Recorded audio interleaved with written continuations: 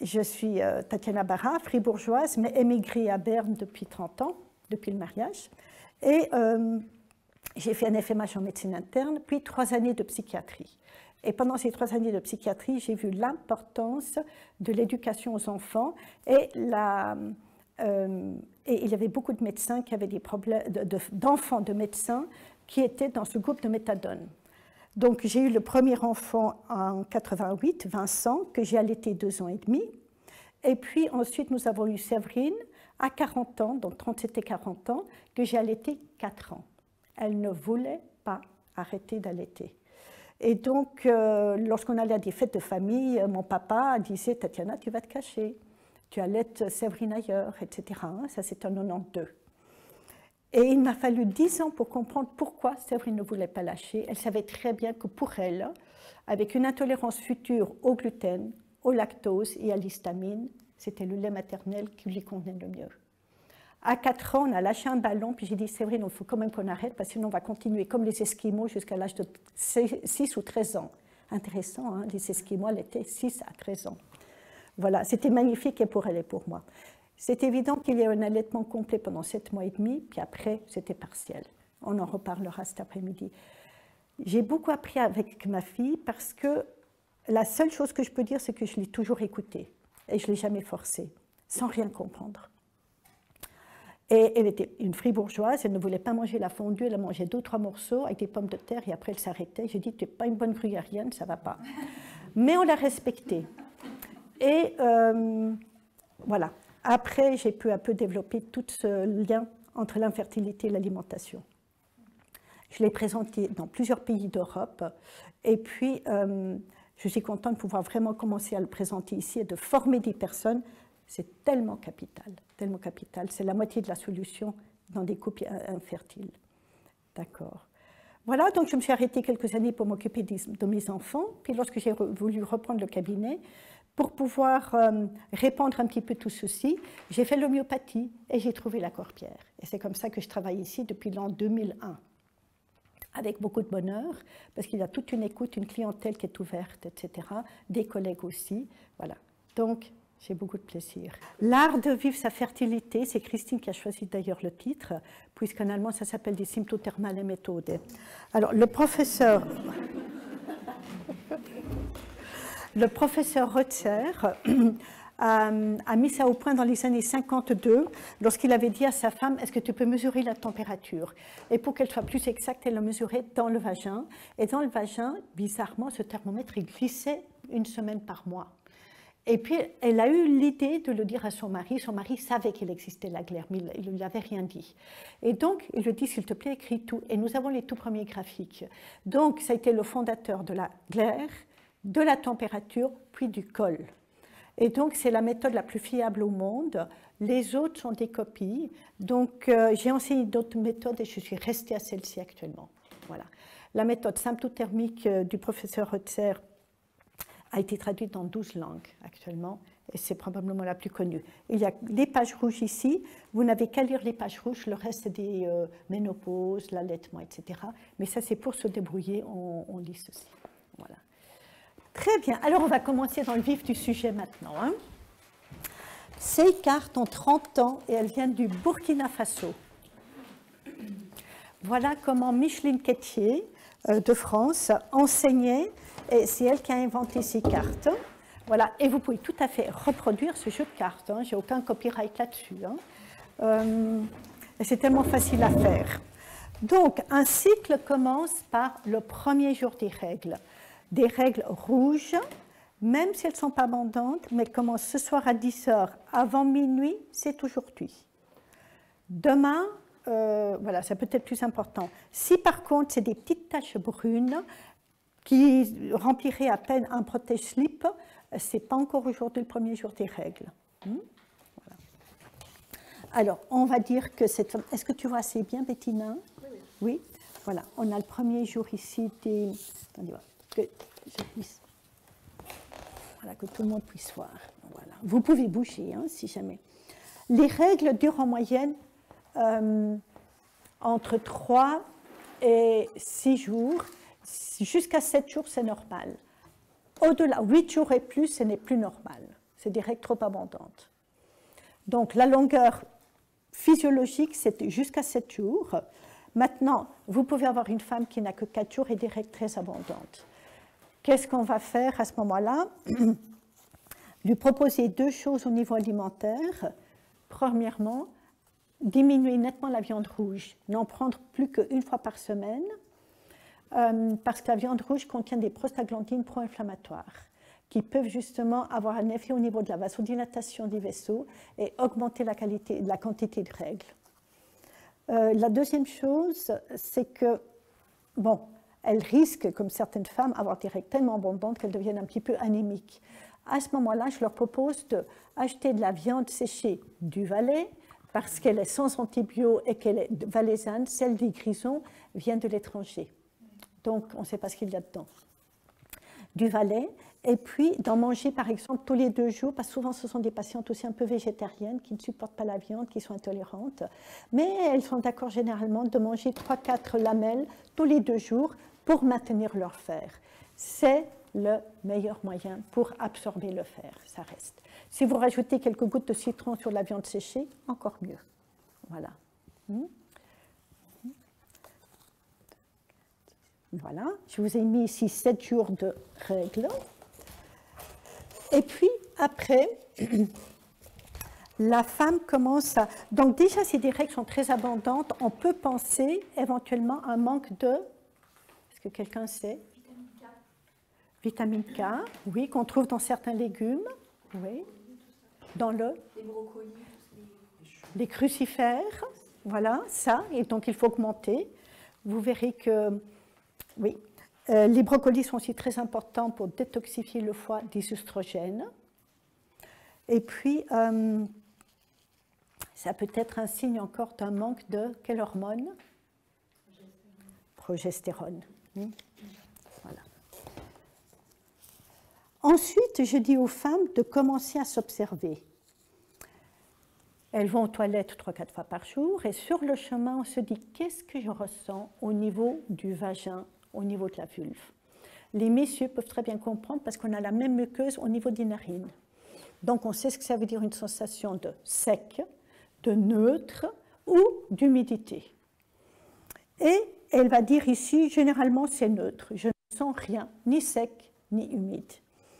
Et au bout de quelques jours, elle va dire, tiens, aujourd'hui, je sens un tout petit peu d'humidité. Eh bien, c'est le premier jour de fertilité, même s'il n'a pas encore de glaire. Donc, ce qu'il faut faire, c'est que la sensation est importante sur le chemin. Vous arrivez aux toilettes et vous vous essuyez d'avant en arrière. Parfois, on oublie de le faire avant d'uriner.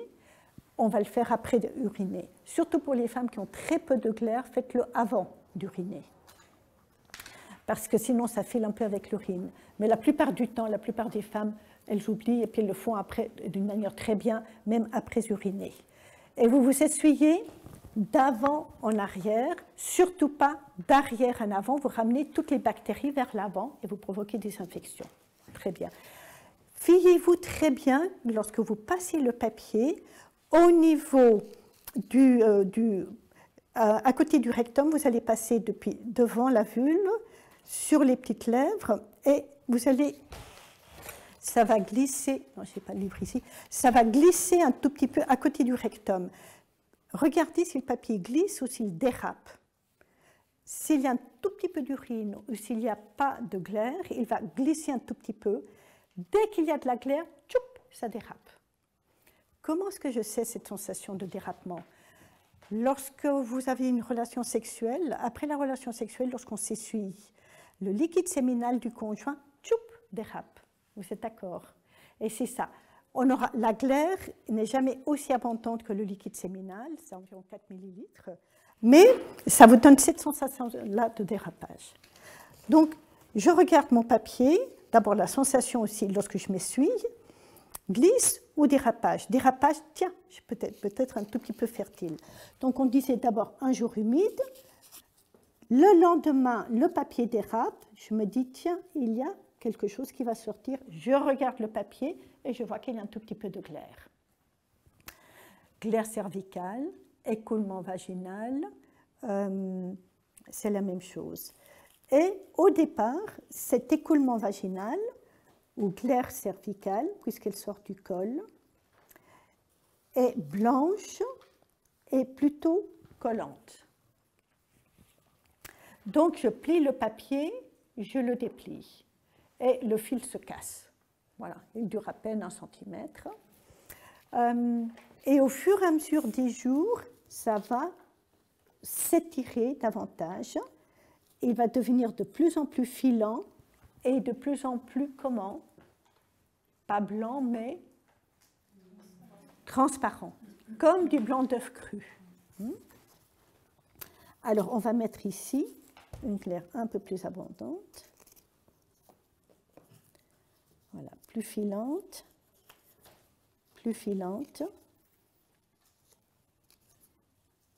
et très filante. De collante, elle devient élastique, filante. De blanche, elle devient transparente. En général, la phase de glaire dure aussi 6 jours. Mais vous pouvez repérer un seul jour et ce jour-là avoir une relation et devenir enceinte. Moi, j'ai une femme qui avait arrêté la pilule, elle voulait devenir enceinte, elle a observé son cycle. Eh bien, au 105e jour, elle a eu un jour de glaire, relation enceinte. Grâce à ça, sur 105 jours, elle s'est observée tous les jours. Voilà. Et puis, subitement, le lendemain, subitement, c'est vraiment subit, elle dit, tiens, aujourd'hui, je me sens de nouveau ou sèche ou je ne sens rien. Peut-être qu'elle verra encore un tout petit peu de glaire qui est résiduel, mais il y a un changement dramatique, comme on dit en anglais. C'est-à-dire un changement marqué entre cette glaire filante, transparente, vous allez voir des photos, et puis la glaire ici qui est collante. Ce jour-là sera ce qu'on appelle le jour pic ou le jour sommet, parce que c'est le sommet de la fertilité. Et là, après cette période fertile, combien de jours est-ce qu'il y a jusqu'aux prochaines règles? Voilà, on a toujours appris 14. Hein? Pourtant, nous savons que statistiquement, le chiffre le plus fréquent, c'est 13 jours, et les valeurs normales, c'est entre 12 et 16. Les extrêmes normales sont entre 10 et 17. À 18 jours, je peux suspecter une grossesse. Donc, au 18e matin, après le jour sommet, je peux suspecter une grossesse. Voilà. Alors, je ne compte pas exactement, et surtout pas 14, parce que ce n'est pas le plus fréquent. Voilà, j'en mets quelques-unes ici.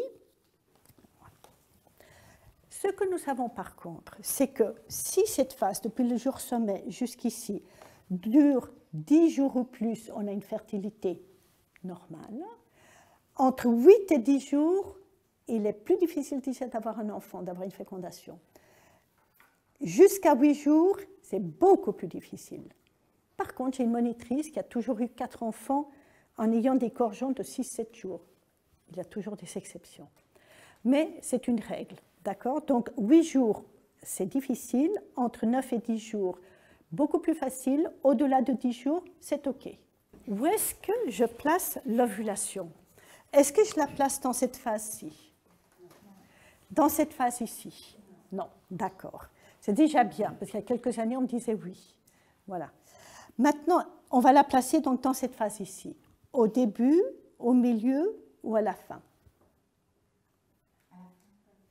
À la fin. Parce qu'on va la placer ici. Vous vous imaginez qu'au début du cycle, vous avez une vingtaine de follicules qui commencent la course. Il n'y en a pas qu'un seul. Une vingtaine de follicules. Et je dis, il y a une seule princesse qui va gagner la course et qui va arriver ici. Et donc, elle est toujours en train de grandir. Et plus elle grandit, plus elle grandit, plus elle produit d'œstrogènes. Donc, ces œstrogènes vont avoir un effet sur la glaire. Et souvent, la qualité de la glaire est dépendante du taux d'œstrogène. Souvent. Pas toujours, il y a parfois aussi des problèmes de récepteurs aux oestrogènes, mais on ne va pas trop entrer là-dedans. Mais généralement. Par contre, ce qui est important avec cette méthode, c'est qu'il y a des femmes qui sont désespérées parce qu'elles n'ont qu'un jour de glaire. Je vous ai répété, ça suffit de viser ce jour-là. Très important. Donc, d'autres femmes auront 8 jours de glaire. Le normal, c'est 6 jours. Maximum 8. Au-delà de 10 jours, au-delà de 8 jours de glaire, ça commence à être déjà trop. Déjà, au-delà de 6 jours, ça commence à être beaucoup, mais s'il vous dit chez 8 jours et la glaire est toujours filante comme ceci, ça s'appelle un hyperœstrogénisme. Avoir trop d'œstrogène et avoir trop de glaire. Je préfère toujours en avoir trop que pas assez, c'est bien évident. Mais à ce moment-là, avec un hyperœstrogénisme, à quoi est-ce qu'on pense? Le premier facteur, trop d'œstrogène, donc trop de stress. Le stress, donc il y a le cortisol qui monte, monte, monte, puis il y a toute une chaîne, toute une cascade qui fait qu'on va produire aussi plus d'œstrogène. Je ne le voyais pas il y a 15 ans, et aujourd'hui on voit ça de plus en plus, un hyperœstrogénisme. Donc déjà là, en observant la glaire, vous pouvez dire, madame, il y a trop de stress. J'ai une question en fait, et pour les femmes qui ont des cycles très longs, par exemple 40 à 5 jours, comment est-ce qu'on arrive à essayer de compter parce que... Quelle est la partie accordéon du cycle? C'est ta question, Juliana. C'est-à-dire, si j'ai un cycle de 40 jours, où est-ce que je rallonge les cartes? Ici ou bien ici? Là. Toujours là. Si vous voulez ça, entre le jour sommet et les prochaines règles, c'est toujours quelque chose de fixe. Hein? C'est-à-dire que pour une femme donnée, ça varie d'environ 2 jours, en moyenne, en général. Sauf exception. Voilà, on met ça ici. Donc, ce qui est intéressant, c'est que lorsque j'ai déterminé mon jour sommet de glaire, je dis, tiens, chez moi, ça dure 12 à 13 jours. C'est le plus fréquent. Je fais mon calcul, je rajoute 12 à 13 jours et je fixe la date des règles. Et les règles, je peux les prévoir. Ça, c'est pratique. Vraiment, c'est efficace. Sauf dans 2 cas. Après un accouchement. Après un accouchement, cette période est courte, puis elle va se rallonger au cours de 3-6 cycles, surtout si j'allaite. Et puis, en préménopause, ça va commencer à se raccourcir un peu. Mais en dehors de cela, sur les 40 ans de vie fertile d'une femme, environ grosso modo 12 à 51, 52 ans aujourd'hui. La moyenne des survenues des premières règles, c'est 11 ans et demi. Et la ménopause en Suisse, c'est 51, 52 ans. Voilà. Tout est possible jusqu'à 55 ans, mais on commence à voir aussi de plus en plus de ménopause plus précoce, aussi à cause du stress. J'ai une question. Le stress, vous avez dit que ça a un impact sur les œstrogènes. Ça diminue la progestérone qui conduit à une dominance oestrogène ou ça impacte directement les œstrogènes? Premièrement, ça va faire une augmentation des œstrogènes, et puis plus tard dans le temps, on va voir que le corps jaune va se raccourcir et qu'il y aura moins de progestérone.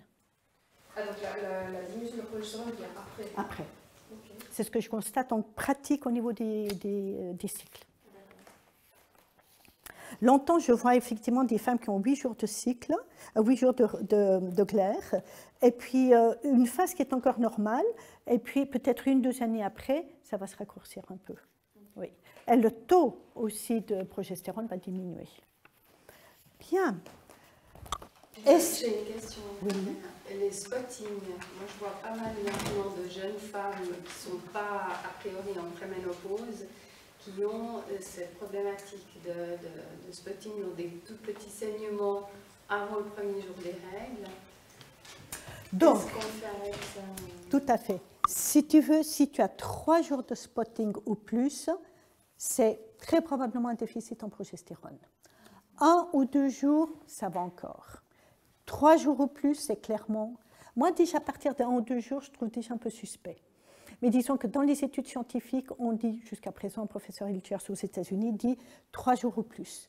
J'en ai pas mal dans la vingtaine. N'est-ce pas? Tout à fait. Parce que le stress aussi fait beaucoup.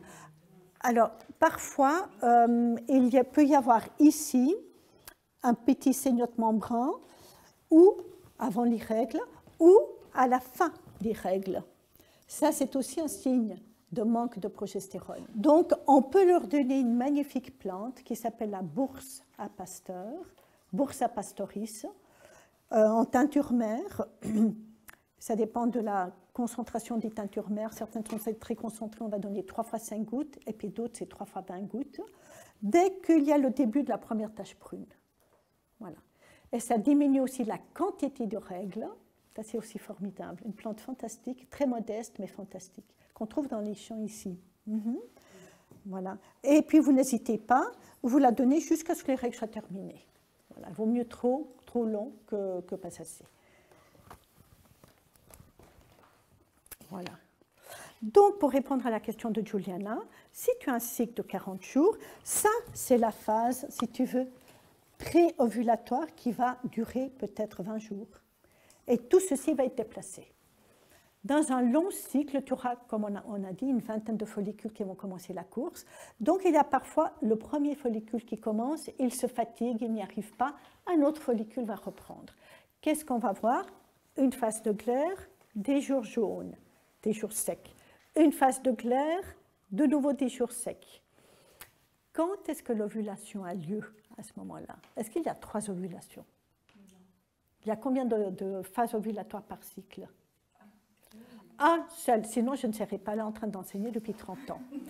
Et ça a créé une monstre histoire au Québec parce que les gynécos ont attaqué la méthode en disant mais il peut y avoir plusieurs ovulations, etc. C'était avant l'ère des ultrasons. Donc, qu'est-ce qui se passe? C'est que vous avez des essais d'ovulation, ça n'a pas abouti. Vous avez la belle glaire, mais qui n'a pas abouti. Mais elle n'est jamais aussi belle que là. Vous avez de la glaire qui est comme ça, peut-être, hein, qui n'évolue pas jusqu'au bout. Donc, vous dites, c'est bizarre. Et puis, il faut vraiment que la glaire vienne, comme d'habitude, filante pour moi. Hein. Elle peut être filante de 2 cm, puis pour une autre de 15 cm. On est toutes différentes. Attention, ne pas dire ta glaire est plus belle, donc tu es plus fertile que moi. C'est tellement compliqué. Il y a 36 facteurs différents au niveau de la fertilité ici. Hein. Donc, voilà, soyez contente avec votre glaire à vous. Observez-la bien, choyez-la. Voilà. Et donc, effectivement, qu'il y a eu une période de glaire, ça n'a pas abouti. La température, comment est-ce qu'on peut savoir? La température n'est pas montée. Hein? Voilà. Une phase, toujours entrecoupée. Et enfin, waouh, cette fois-ci, j'ai ma belle glaire. Et que fait la température? Elle monte. Donc, d'abord, elle est basse ici, de nouveau 6 jours. Voilà. Et puis, elle va monter ici. Et là, voilà, je vous montrerai après. Et il faut qu'il y ait 3 températures plus hautes qu'une ligne de base. Voilà. Et donc, dès que j'ai 3 températures hautes, 3, pas 2, 3 températures, j'ai la certitude que j'ai ovulé. Vous pouvez tout à fait prendre des photos, hein, ça ne me dérange pas. Donc, 2, ça ne suffit pas. On va dire que c'est une luteinisation insuffisante. Mais 3, ça confirme qu'il y a eu, voilà, avec ou sans assez de progestérone. Voilà. La hauteur de la température n'est pas toujours liée au taux de progestérone. On a aussi fait des études. Hein. Vous avez des femmes qui montent de 1/10. Je vais laisser cette courbe ici toute la journée, donc vous pouvez la photographier comme vous voulez. Et il y a certaines femmes qui montent de 1/10 seulement. Moi, j'avais une femme anesthésiste, elle montait d'1/10. Elle a eu ses enfants, elle est restée toujours 1/10 de décalage. Donc, elle a eu les enfants sans problème, c'était suffisant. Puis, vous en avez d'autres qui ont un décalage de 3/10 ici, et puis qui n'arrivent pas toujours à avoir un enfant. Donc, ne dites pas « Oh, ma température est descendue en dessous de la ligne ». J'ai une patiente, elle est descendue 4 fois sous la ligne, c'était un cycle de grossesse. L'essentiel, c'est comme je dis toujours, c'est comme la bourse. Quelle est la dominance? C'est en hausse. Elle est au-dessus de la ligne. D'accord? Voilà. C'est important.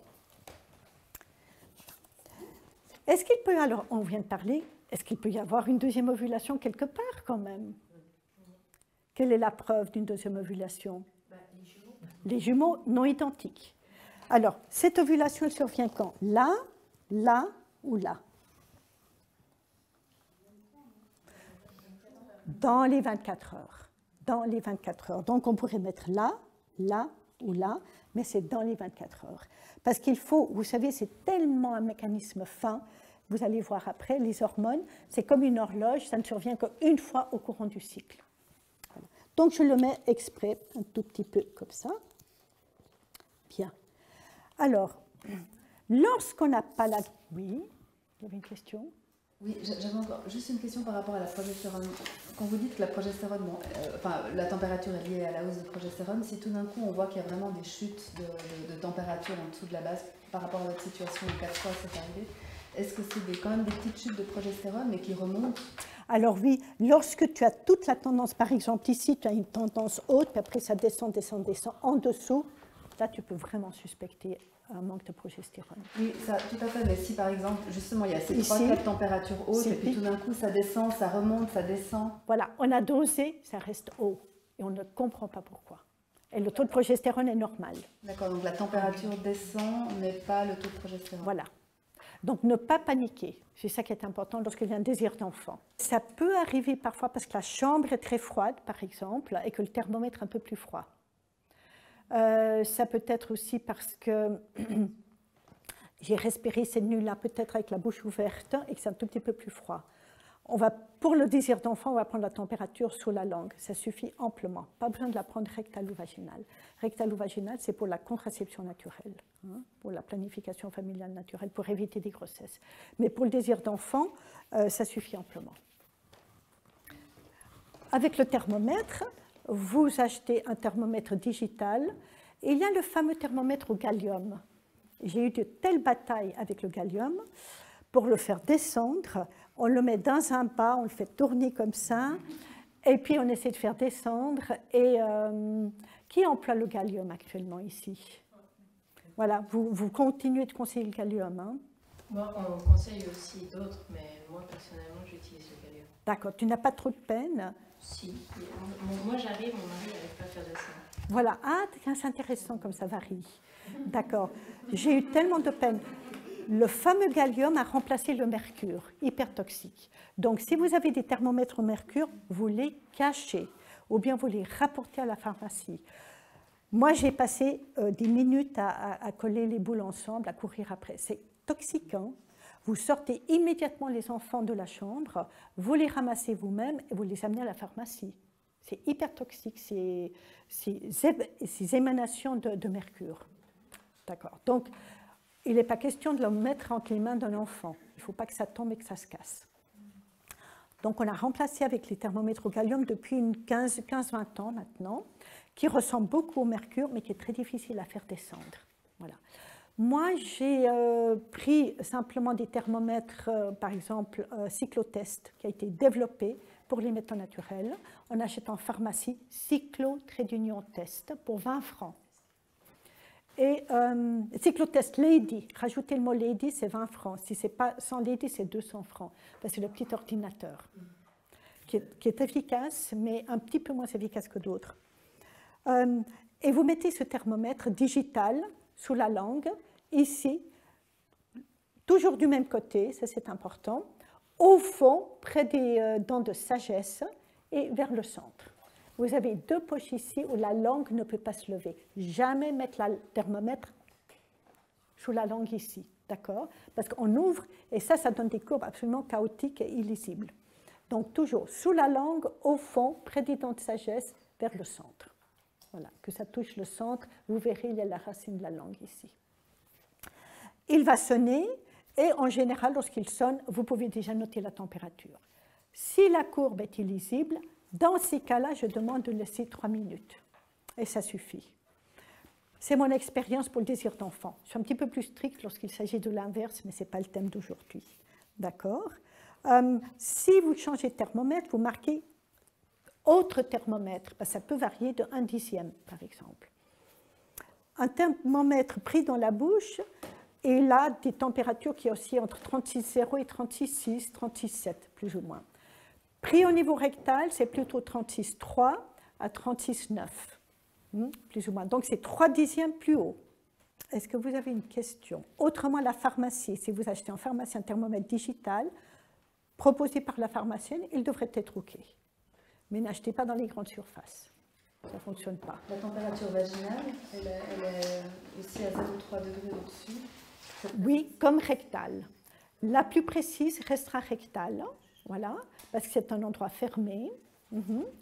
Tandis que vaginal, c'est un endroit qui est un tout petit peu ouvert. Voilà.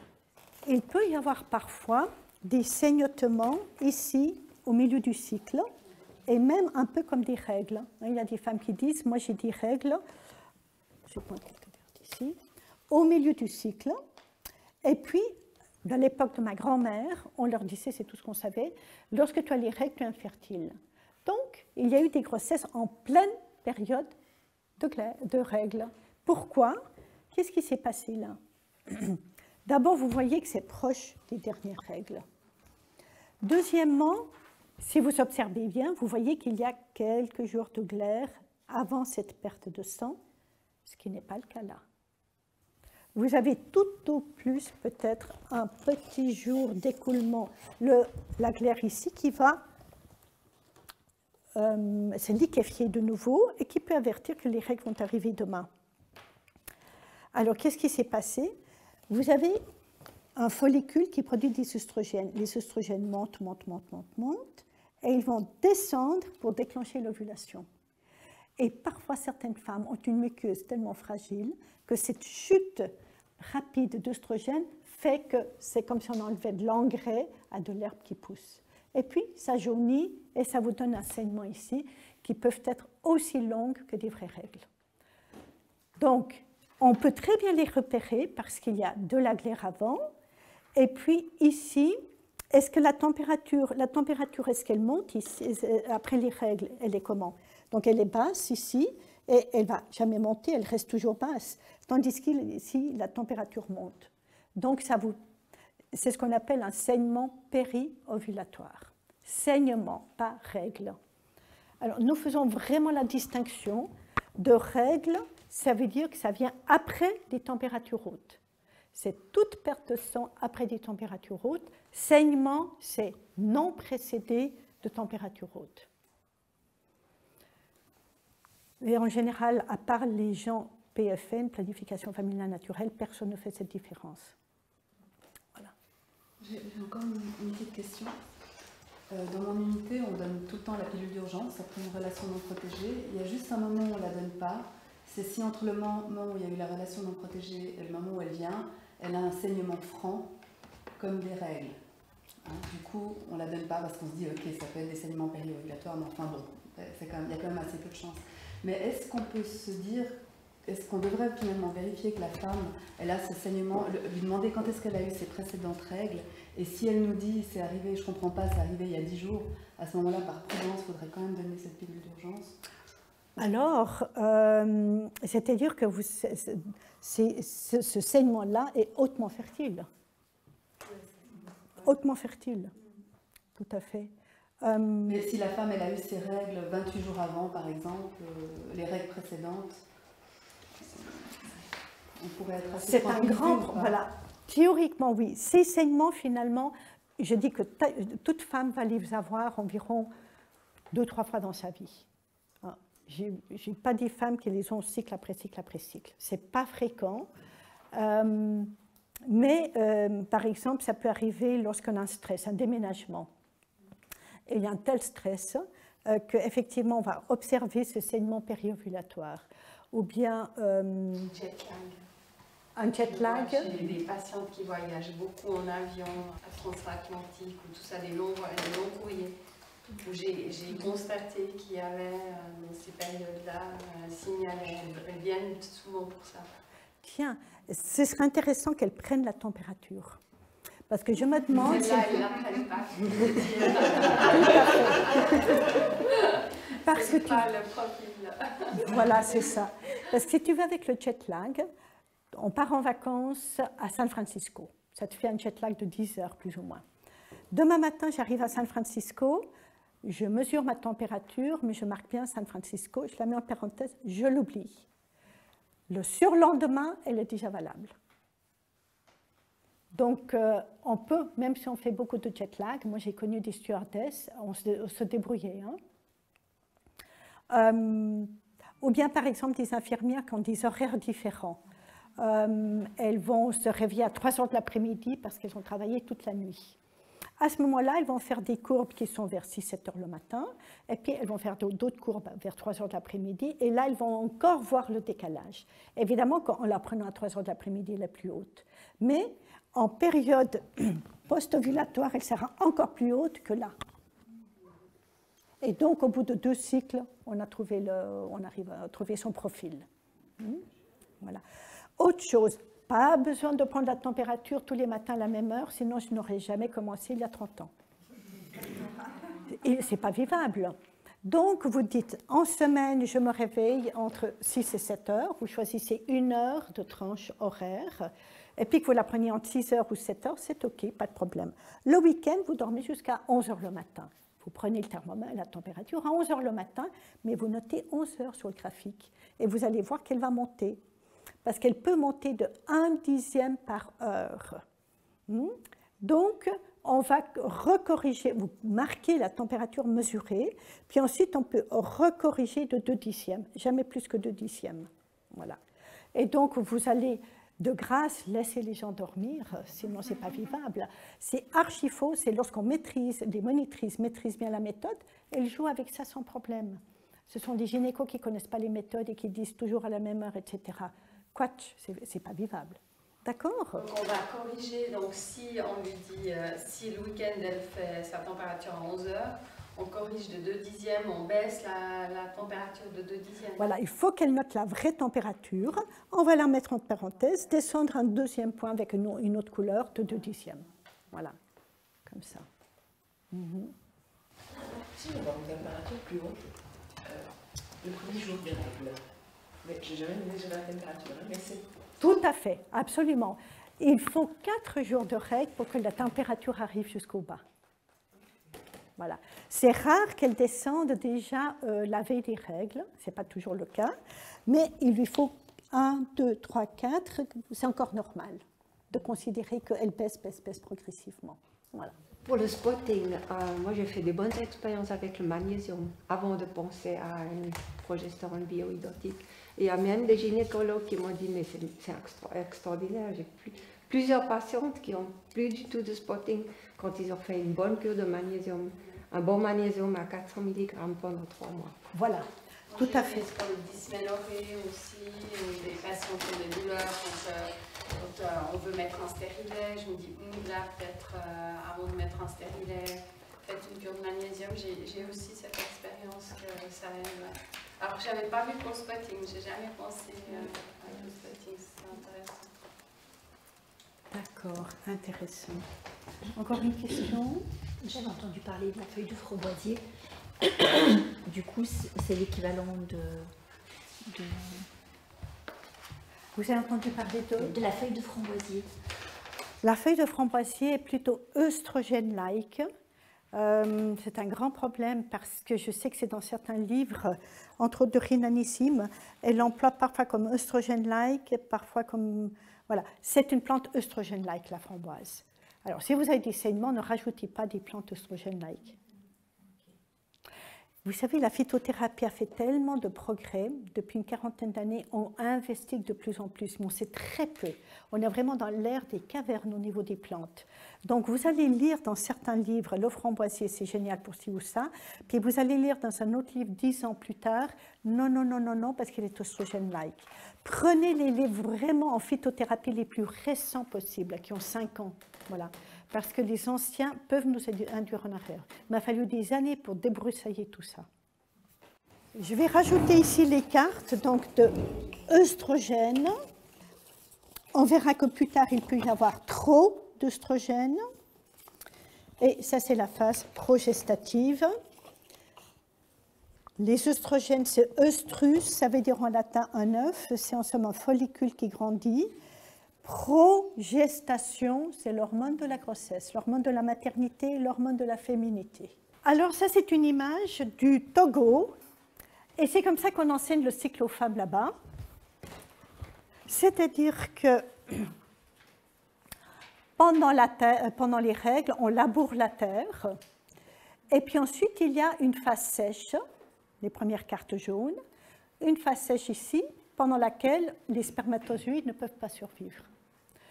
Et puis ensuite, nous avons la saison de la mousson qui va être de plus en plus importante et il va pleuvoir le plus à la fin de cette période fertile. C'est là symbolisé par cette fleur qui sort ou chez le couple de l'ovulation à la fin de cette phase.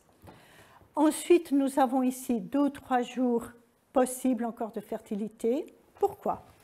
Parce que la période fertile, les spermatozoïdes vivent combien de temps? 5 jours. Max, voilà. En moyenne, c'est 2-3 jours, mais les champions, 5 jours. Et retenez le chiffre 5. On a longtemps dit 6, 7, maintenant on sait que c'est faux. C'est 5 jours. Hein? Voilà. Donc 3 à 5 jours. Et du coup, c'est vrai que le spermatozoïde masculin dure moins longtemps que le spermatozoïde féminin ou pas? Alors, s'il dure moins longtemps, je ne sais pas, mais il est beaucoup plus rapide. Okay. Il est plus petit, le XY est plus petit que le XX, si vous voulez. Donc, à ce moment-là, il va filer plus vite et on dit que pour favoriser une fille, il faudrait avoir un spermatozoïde plus lent, donc on aurait une relation au début du cycle.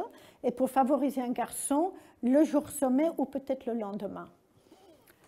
Dans nos études, sur des centaines de cas, ça ne s'est pas prouvé. Voilà. Je vous le dis, hein, simplement. D'accord. Donc la période finalement fertile d'une couple s'étend depuis le premier jour d'humidité ou d'eau claire jusqu'au jour pic plus 3. Pourquoi? Parce que vous avez un tiers des ovulations qui ont lieu le jour sommet, un tiers la veille et un tiers le lendemain. Donc vous avez 90% des ovulations autour du jour sommet, donc de cette période périovulatoire. 100% des ovulations ont lieu au jour pic, moins 2, jusqu'à pic, plus 3. Donc ça vous fait 6 jours. L'ovulation survient donc 30% des cas le lendemain du jour sommet clair, dans environ quelques pourcentages de cas le surlendemain, et très rarement, moins de 1%, le 3e matin après le jour pic. Mais je connais des grossesses suite à des relations du 3e matin. Donc il faut que ce soit 3 jours de température haute. Voilà, ça c'est important.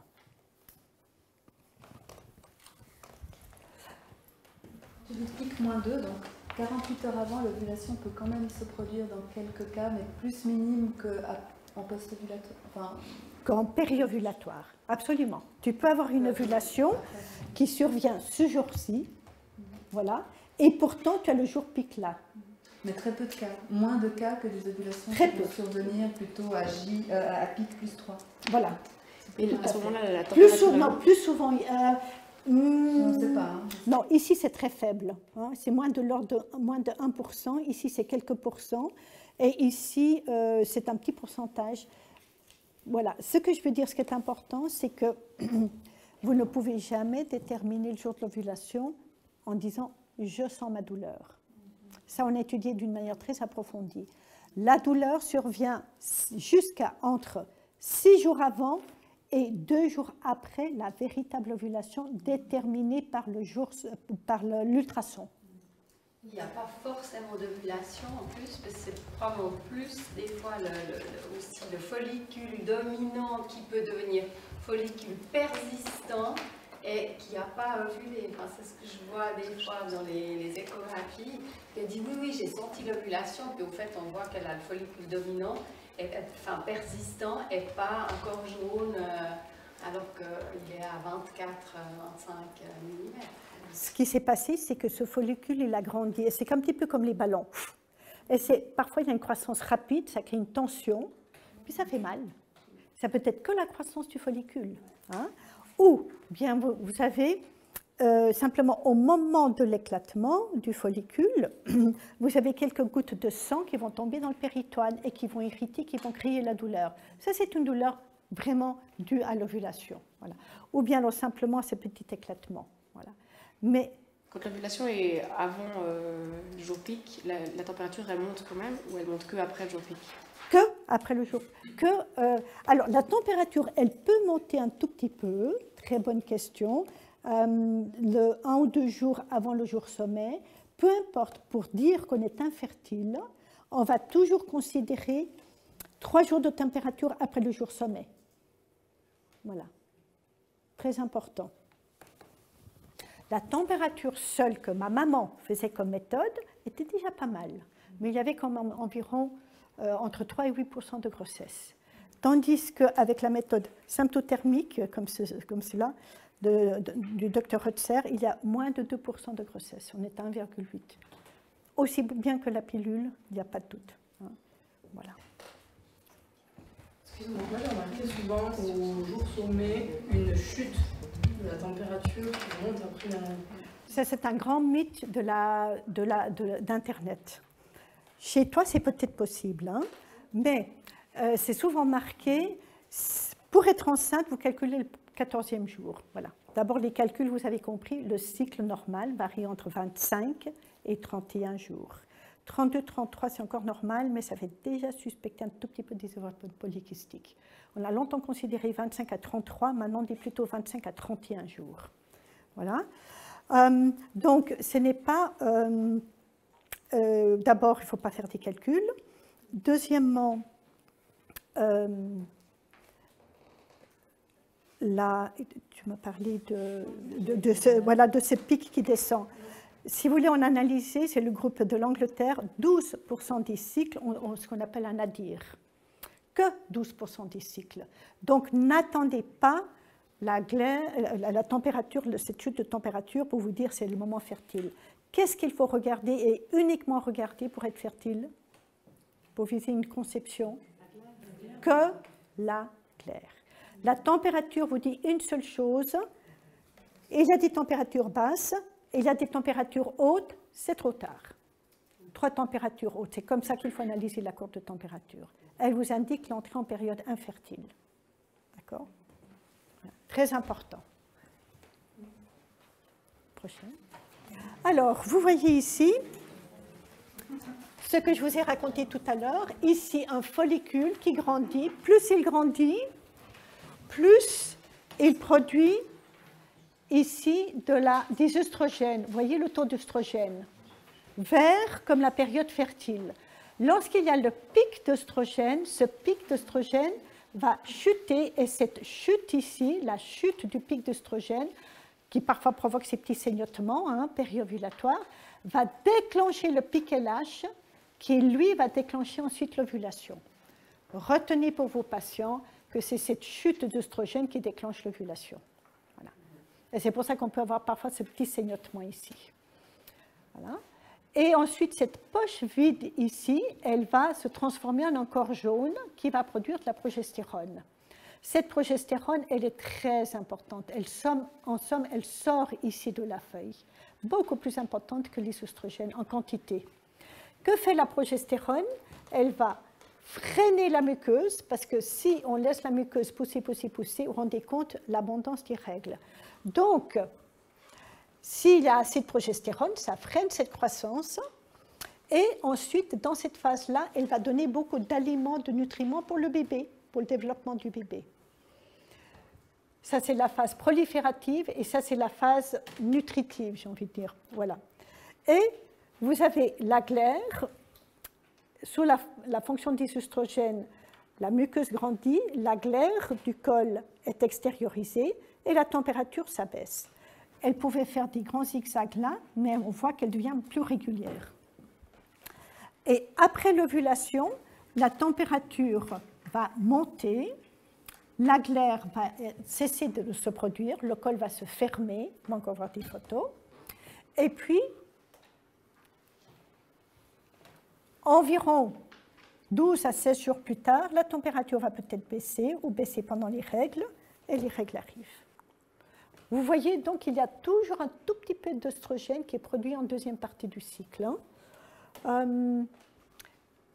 Et dans les cas de hyperœstrogénisme, ces femmes qui ont beaucoup de stress, cet œstrogène, il fait comme ça. Donc, vous avez beau avoir un taux normal d'œstrogène, de progestérone, vous avez trop d'œstrogène et vous allez avoir un déficit relatif de progestérone. Donc, si vous faites un dosage uniquement de progestérone, moi j'ai des laboratoires qui me disent pourquoi vous dosez encore les œstrogènes? On dose que la progestérone. Vous avez compris maintenant pourquoi. Donc, il faut absolument voir. Nous sommes que 5 médecins en Suisse à avoir fait une formation aux États-Unis pour avoir les dosages très précis au jour pic de glaire, plus 7 jours et plus 9 jours, et nous dosons les œstrogènes et la progestérone.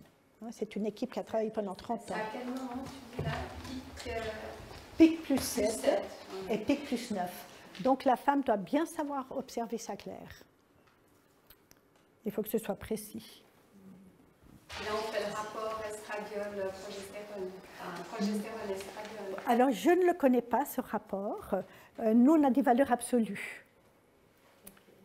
Si tu veux, en général, les laboratoires ont des fourchettes très grandes et nous avons des fourchettes beaucoup plus petites.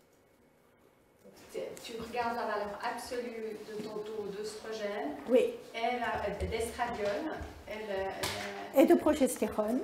Parce que moi j'ai lu pas mal de livres aussi aux États-Unis, ils disent qu'il faudrait un rapport à 200, 300 entre la progestérone et il n'y a aucune femme qui a ce rapport-là.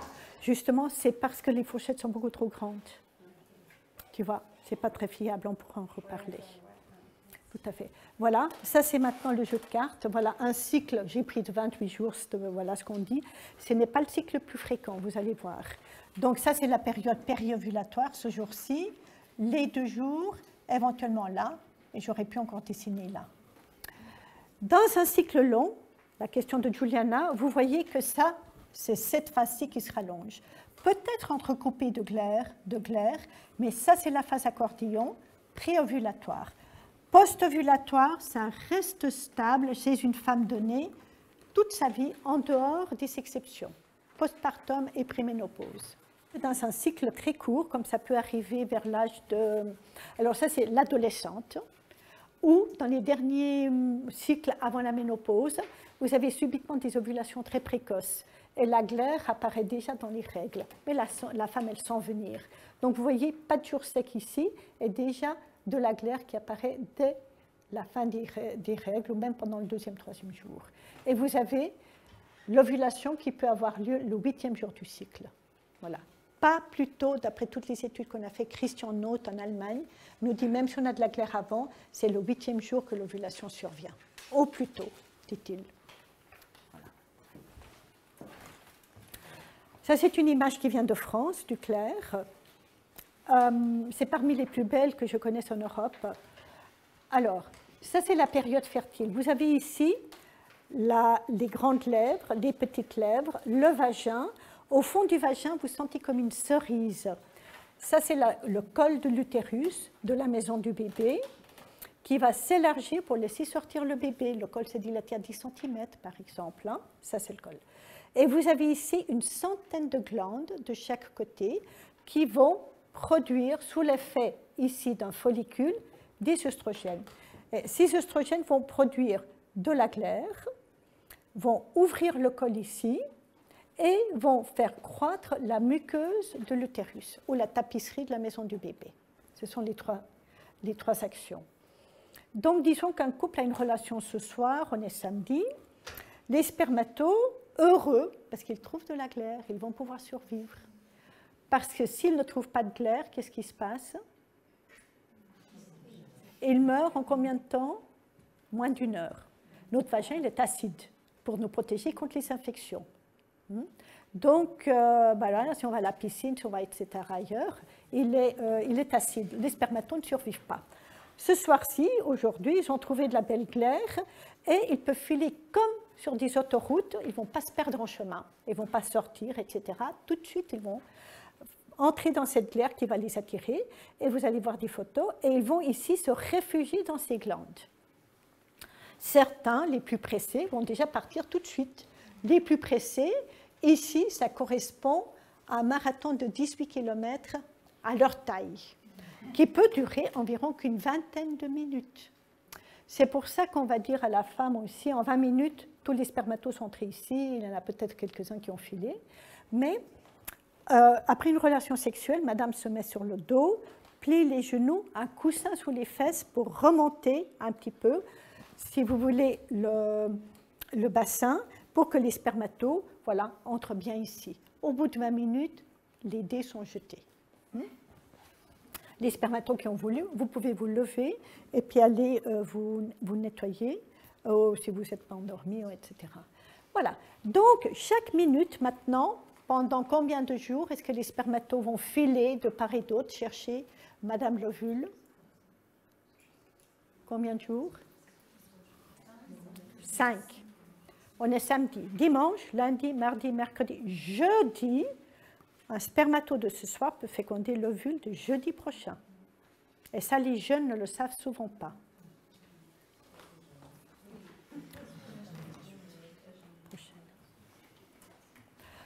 Ça, c'est le col qui n'est pas fermé. Et ça, c'est le même col qui est ouvert ici. On le voit un petit peu moins bien. On voit une belle glaire filante transparente. Donc, mes femmes, surtout les femmes hypofertiles qui ont très peu de glaire, je leur enseigne le col et c'est fantastique. Ça les aide à devenir enceintes. Vous mettez un pied sur un tabouret. Vous savez que c'est les femmes de l'Afrique qui nous ont appris ça et celles du Vietnam. Ça faisait 100 ans qu'elles connaissent ça. Elles disent, lorsque la porte de la maison du bébé est ouverte, c'est là qu'on peut être enceinte. Lorsqu'elle est fermée, ce n'est pas possible. Voilà, donc ce sont elles. Vous mettez un pied sur un tabouret le soir au coucher, pas le matin, le col n'est pas descendu. Vous vous lavez les mains avec du savon, vous rincez tout simplement et vous introduisez les 2 doigts les plus longs. Et vous introduisez dans le vagin et vous allez au fond du vagin où vous sentez, on va revenir en arrière, vous faites le tour ici de cette cerise et vous voyez ici juste une petite ouverture mini. Donc, au départ du cycle, les jours jaunes, vous n'arrivez pas à introduire le doigt. Si vous avez accouché, déjà, vous pouvez introduire un tout petit peu, peut-être le tiers de l'ongle, pas plus. Et puis, là, dans cette période fertile, le col sera beaucoup plus ouvert, mou, et vous allez pouvoir le prendre entre les doigts, entre les 2 doigts. Alors, ça c'est le col. Vous prenez, vous serrez, vous pressez, vous sortez, voilà. Alors, vous pressez une première fois le col, vous pressez une deuxième fois, vous sortez les doigts et vous voyez la glaire ici. Alors, pendant des années, j'ai dit, n'allez surtout pas faire ça parce que vous allez enlever le peu de glaire qu'il y a pour vos spermatos. Heureusement, j'ai des patientes qui m'ont désobéi, entre guillemets.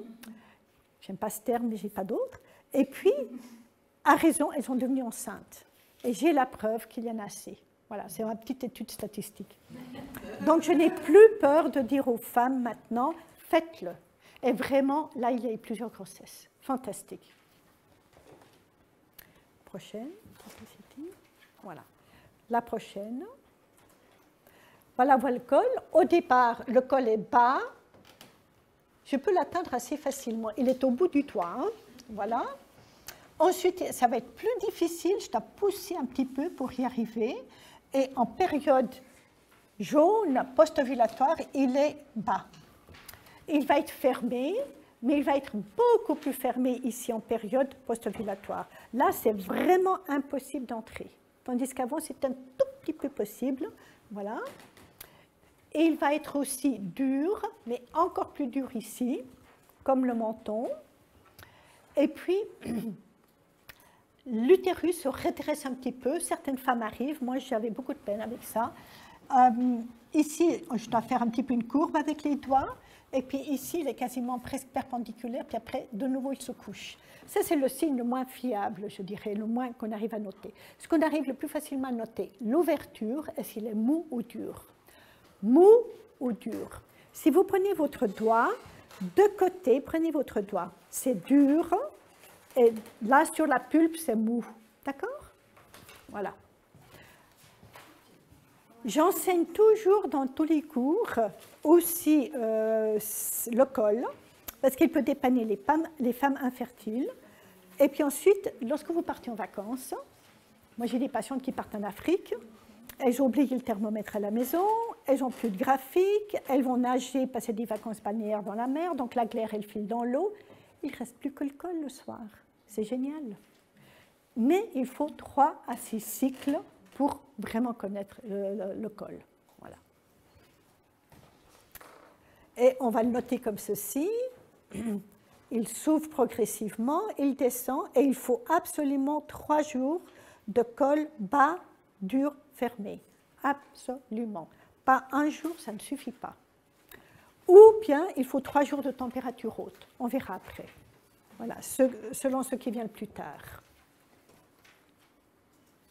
Prochain graphique. Voilà, la fameuse glaire que vous connaissez, qui est blanche et qui devient de plus en plus filante, transparente, comme du blanc d'œuf cru. J'ai des couples hypofertiles qui avaient très très peu de glaire. Ils ont vraiment du blanc d'œuf cru et ils sont devenus enceintes comme ça. Ça a une fonction semblable. Prochaine diapositive. Ça, c'est un magnifique spermato là, qui file à travers cette glaire très très large, très très fertile. Si vous voulez, c'est comme des mailles d'un pêcheur qui s'écartent, qui s'ouvrent, qui s'allongent au moment de la fertilité. Donc les spermatozoïdes, au moment du jour pic, ils vont monter très très très vite dans cette glaire. Tandis que lorsque la glaire est plus collante, ils vont monter plus lentement. Et prochaine diapositive. Voilà.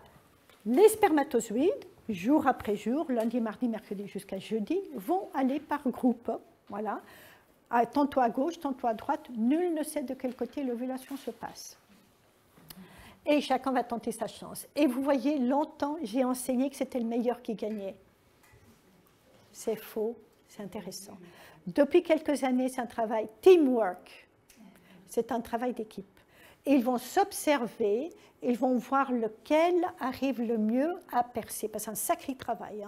Ceux qui font des fécondations in vitro, ils ont été saisis de voir la force qu'il avait pour introduire un petit ovule dans un petit spermatozoïde dans un ovule.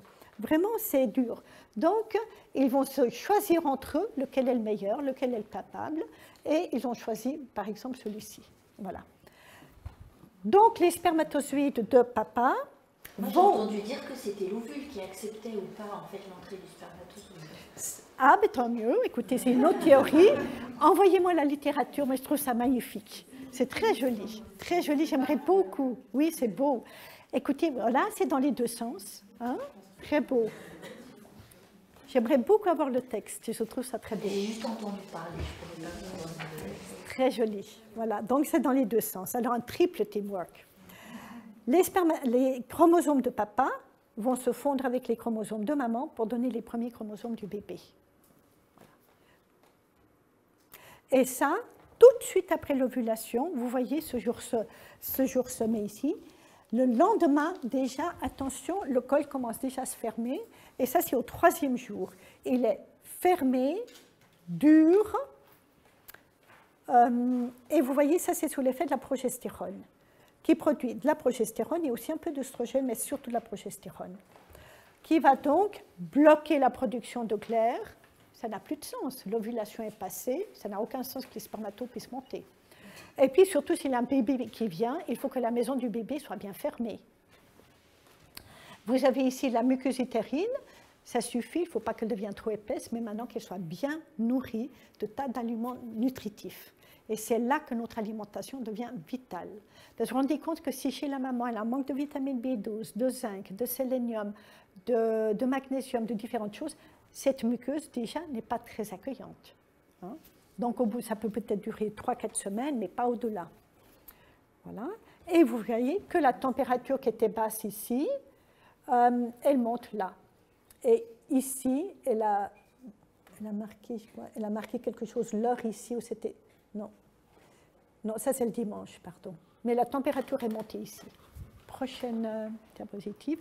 Voilà comment la même glaire, c'est devenu des mailles très très très serrées et les spermatos ne peuvent pas passer. Cette même image, ce sont les femmes sous pilule. Sauf que, au lieu de l'avoir uniquement dans cette phase-ci, elles l'ont depuis la première pilule, qu'elle commence ici. Donc, si vous voulez, c'est comme ici, c'est comme si vous étiez en phase post-ovulatoire. La température est haute, la glaire est quasiment invisible, et le col est bas et dur. Voilà. Ça, c'est une photo faite par l'équipe de Düsseldorf, le professeur Freundl, Dr. Knot, et ils ont écrit beaucoup de livres scientifiques et beaucoup d'études scientifiques. ils ont ici objectivé l'ovulation avec l'ultrason. Donc, voilà, ici. Et vous voyez Mittelschmerz, ça veut dire la douleur du milieu du cycle, qui vient 6 jours avant jusqu'à 2 jours après. Un petit peu un mystère, on ne sait pas très bien pourquoi. Mais enfin, voilà. Vous avez aussi dans votre script. Vous avez ici la première température haute, ici, qui survient parfois, elle commence à monter déjà la veille du jour de l'ovulation et le premier jour de l'ovulation. Pourquoi? C'est un réglage très très très fin et certains hypothalamus sont sensibles à des légères augmentations de progestérone. C'est un processus progressif. Donc, tout dépend de l'hypothalamus que vous avez. Dès la moindre petit grain de progestérone, votre température peut monter. Et donc, certaines femmes, elles ont toujours la température un tout petit peu haute les premiers et deuxièmes jours de... voilà, elle peut monter ici. Mais c'est une minorité de femmes. En général, c'est toujours après l'ovulation. Deuxièmement, raison pour laquelle il ne faut pas regarder non plus la température. Deuxièmement, ça c'est le jour sommet de Glaire. Par rapport à l'ovulation, c'est intéressant, le jour sommet arrive souvent la veille, le jour même ou le lendemain de l'ovulation. Et parfois un tout petit peu avant. Et là, vous avez le col fertile, ouvert, mou. Eh bien, il est le plus souvent ouvert et mou la veille de l'ovulation et puis le jour même de l'ovulation. Donc, vous voyez comme c'est complexe. Ce qui est important, retenez simplement, les spermatos sont intéressés par la meilleure qualité de Glaire. Visez le jour sommet de Glaire. Voilà.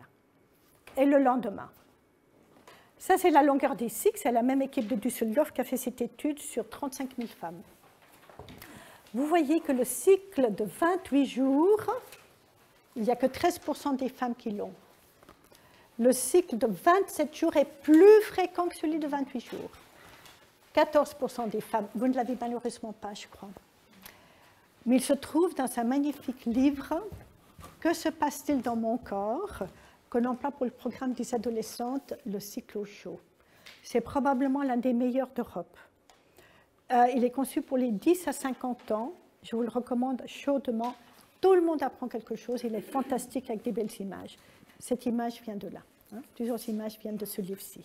On peut le faire circuler parce que je vous le conseille vivement. Donc, vous voyez que les cycles normaux, c'est finalement de 25 à 31 jours. Ce sont les plus fréquents. Voilà. Éventuellement 33 jours. Au-delà de 33 jours, c'est clair que c'est des cycles longs. Mais j'ai des femmes qui ont des cycles de 6 ou 8 mois, semaines, et qui ont repéré leur jour fertile et qui sont devenues enceintes.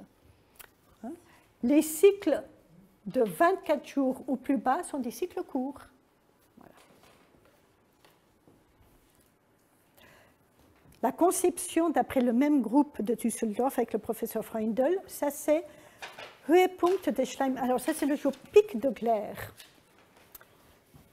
On a le maximum de conception, 30% ce jour-là, environ 27% la veille et environ 23% le lendemain. Donc vous voyez que ce sont les 3 jours les plus fertiles autour du jour pic.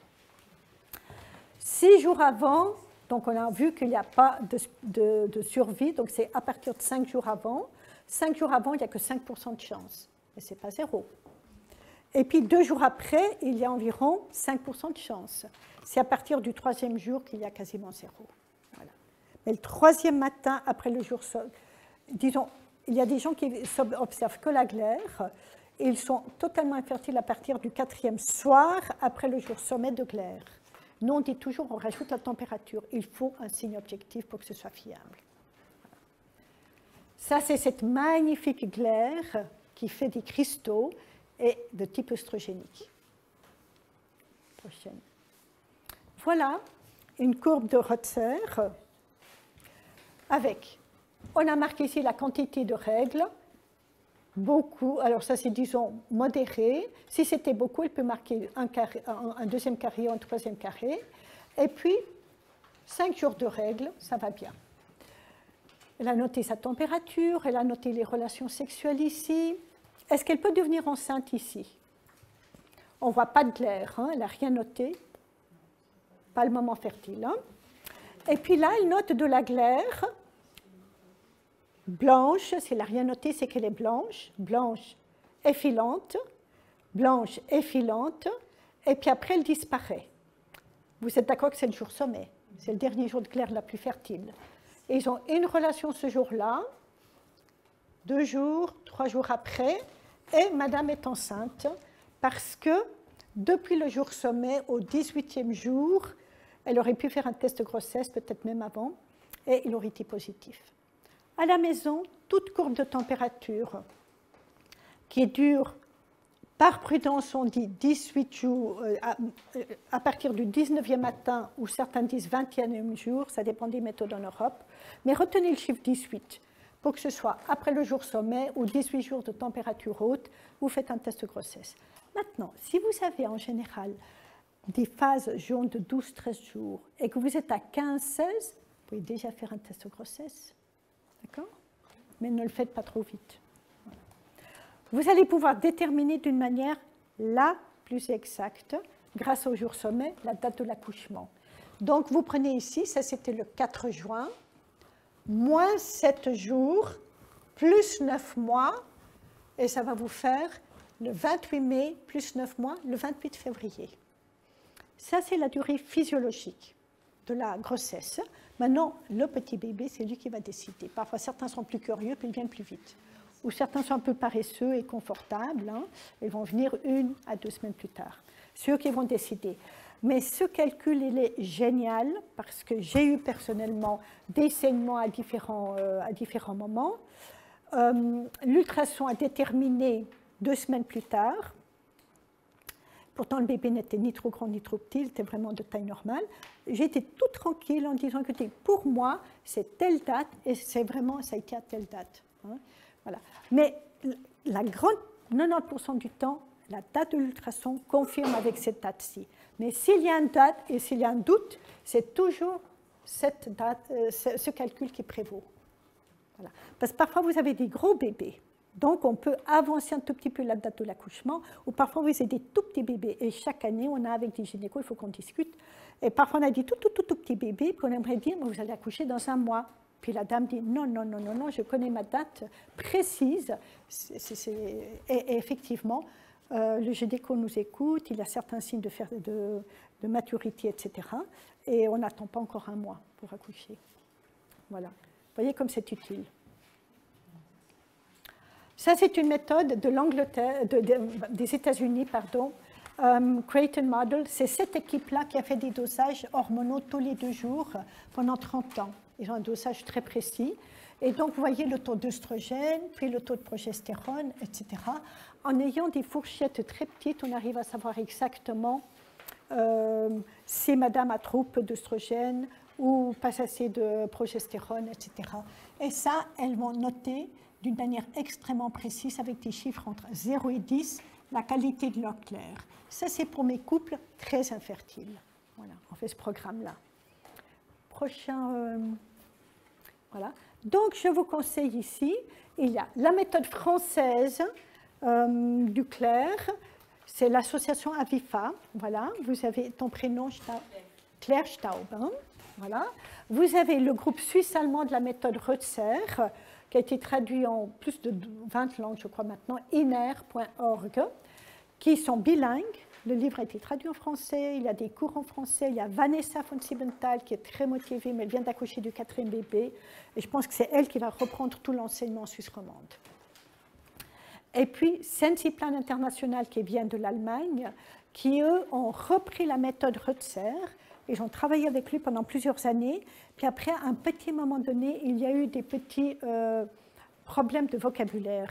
C'est-à-dire que, par exemple, comme il travaillait dans un hôpital, tous les médecins, les jeunes, Reit Paula, qui a écrit ce livre, disaient « Nous, on doit parler de contraception naturelle, on ne peut pas parler de régulation naturelle des naissances. Les gens ne veulent pas d'une régulation, ils veulent quelque chose de sûr. » Et le professeur Rutzer disait « Mais ce n'est pas une méthode contraceptive. » Et il a 1000 fois raison. Parce que vous n'allez pas contre quelque chose, vous n'allez pas changer la nature des choses, mais vous vivez avec votre cycle et vous décidez qu'est-ce que vous voulez. Donc, il n'a pas accepté 2 ou 3 termes comme ceci, ils se sont séparés. Et donc, le groupe allemand a continué de travailler en Allemagne et ils ont développé ce groupe qu'on appelle Sensiplan, mais c'est à 97% Rutzer. Voilà. Et il y a un programme fiable sur PC ou sur Natel qui s'appelle sympto.org qui est sorti au mois de septembre comme étant le meilleur du monde. Je le connais malheureusement très peu, parce que je n'ai pas eu le temps de le suivre. Voilà. Et donc, il dépasse les programmes faits en Allemagne.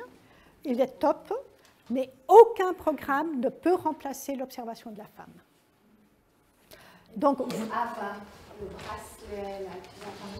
alors, j'ai que 2 patientes qui l'ont eu.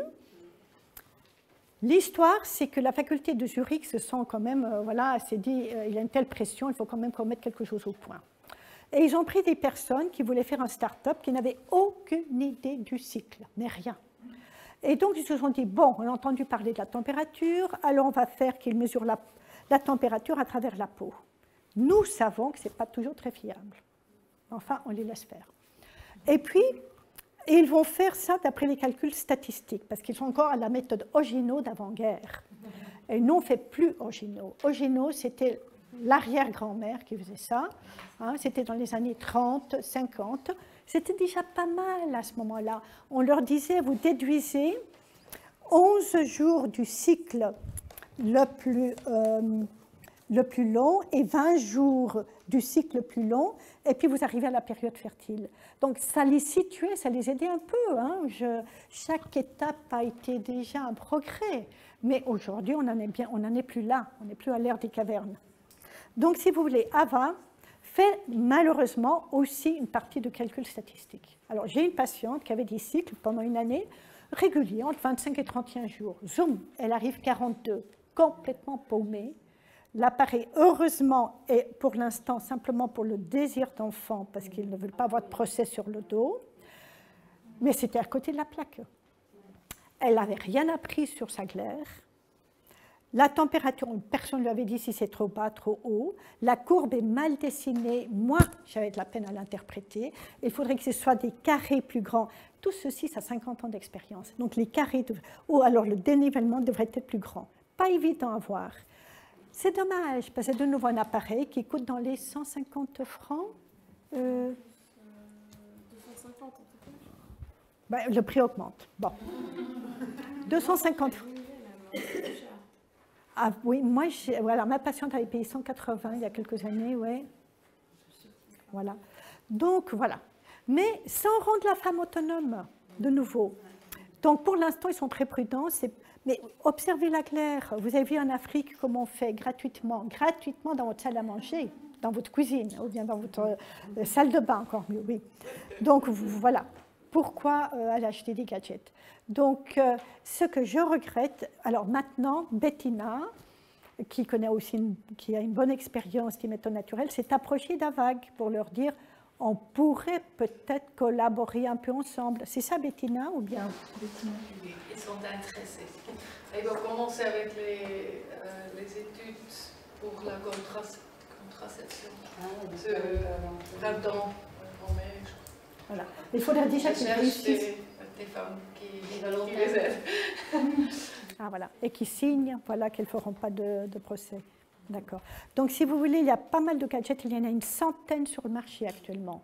Alors, il n'y en a qu'une trentaine qui sont valables. Il faudrait que je mette l'article sur mon site.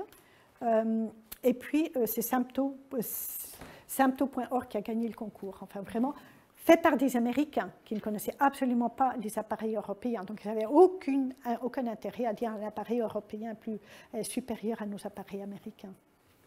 Voilà.